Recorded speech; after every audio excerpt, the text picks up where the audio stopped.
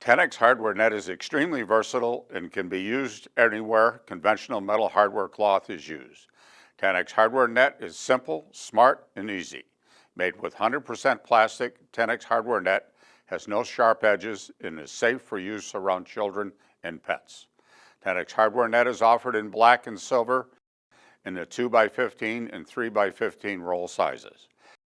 Its small half by half inch mesh openings makes it suitable for use in a variety of applications.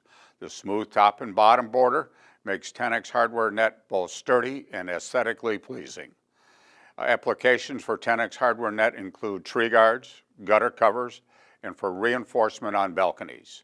Because Tenax Hardware Net has such a small mesh opening, it can also be used as garden border to keep out small predators, and yes, it works against rabbits. Installation of Tenax Hardware Net is safe and easy, requiring only a couple of steps.